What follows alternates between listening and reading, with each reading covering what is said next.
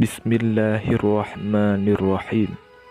Assalamualaikum warahmatullahi wabarakatuh. Innal hamdalillah nahmaduhu wa nasta'inuhu wa nastaghfiruh wa na'udzu billahi min syururi anfusina wa min sayyiati a'malina. May yahdihillahu fala mudhillalah wa may yudlil fala hadiyalah.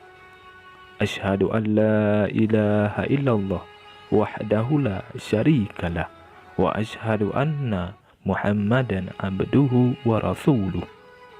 Allahumma salli ala sayyidina Muhammad wa ala ali sayyidina Muhammad. Syukur alhamdulillah kita dapat berjumpa kembali di channel ini. Harapan dan doa saya, semoga saudaraku semua yang menonton video ini selalu diberikan kesehatan, dilapangkan rezekinya, diampuni dosanya, dan dipanjangkan umurnya. Amin. Amin. Ya Rabbal Alamin.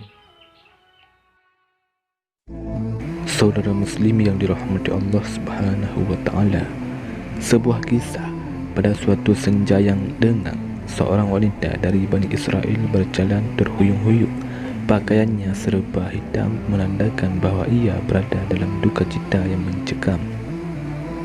Kerudungnya menangkup rapat hampir seluruh wajahnya. Tidak ada rias muka atau perhiasan menempel di tubuhnya. Badannya ramping dan mukanya yang ayu tidak dapat menutupi kepedihan yang tengah melanda hidupnya. Ia melangkah terseret-seret mendekati kediaman rumah Nabiullah Musa alaihissalam. Si ketuknya pintu pelan-pelan sambil mengucapkan salam, maka terdengarlah ucapan dari dalam, "Silahkan masuk." Perempuan cantik itu berjalan masuk dengan kepala yang terus merunduk. Air matanya berderai tak kala ia berkata, "Wahai Nabiullah, tolonglah saya, doakan saya agar Tuhan berkenan mengampuni dosa keji saya." "Apakah dosamu, wahai perempuan?" tanya Nabi Musa terkejut. "Saya takut mengatakannya," jawabnya. "Katakanlah, jangan ragu-ragu," desak Nabi Musa alaihissalam. Maka perempuan itu pun akhirnya bercerita, "Saya telah berzina." Kepala Nabi Musa terangkat, hatinya tersentak. Perempuan itu meneruskan, "Dari perzinaan itu saya pun lantas hamil.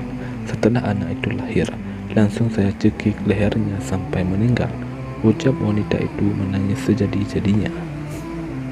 Mendengar itu, Nabi Musa berapi-api matanya. Dengan muka berang beliau menghardi, "Perempuan bejat, enyahmu kamu dari sini, agar siksa Allah Ta'ala tidak jatuh ke dalam rumahku karena perbuatanmu.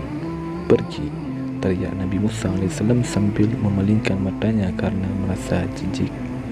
Perempuan berwajah ayu dengan hati hancur luluh keluar dan melangkah terantuk-antuk dari dalam rumah Nabi Musa. Ratap tangisnya yang amat memilukan. Ia tidak tahu harus kemana lagi hendak mengadu. Bahkan ia tahu mau dibawa kemana lagi kaki-kakinya. Bila seorang Nabi saja sudah menolaknya, bagaimana pula manusia lain bakal menerimanya? Terbayang olehnya betapa besar dosanya, betapa bejat perbuatannya. Malaikat Jibril turun menemui Nabi Musa. Jibril lalu bertanya, "Mengapa engkau menolak seorang wanita yang hendak bertaubat dari dosanya? Tidakkah engkau tahu dosa yang lebih besar daripadanya?" Nabi Musa alaihissalam terperanjat. "Dosa apakah yang lebih besar dari kekejian wanita berzina dan pembunuh itu?" kata Nabi Musa alaihissalam dengan rasa ingin tahu, bertanya kepada Jibril, "Betulkah ada dosa yang lebih besar daripada perempuan yang nista itu?" "Ada," jawab Jibril dengan tegas. "Dosa apakah itu?" tanya Nabi Musa alaihissalam penasaran. "Orang yang meninggalkan salat dengan sengaja dan tanpa menyesal, orang itu dosanya lebih besar daripada 1000 kali berzina," kata Jibril. Mendengar penjelasan ini, Nabi Musa alaihissalam kemudian memanggil wanita tadi untuk menghadap kembali kepadanya. Ia mengangkat tangan dengan khusyuk memohonkan ampunan kepada Allah untuk perempuan tersebut. Nabi Musa AS menyadari orang yang meninggalkan salat dengan sengaja dan tanpa penyesalan adalah sama saja seperti berpendapat bahawa salat itu tidak wajib dan tidak perlu atas dirinya. Berarti ia seakan-akan menganggap remeh perintah Allah, bahkan seolah-olah menganggap Allah tidak punya hak untuk mengatur dan memerintah hambanya.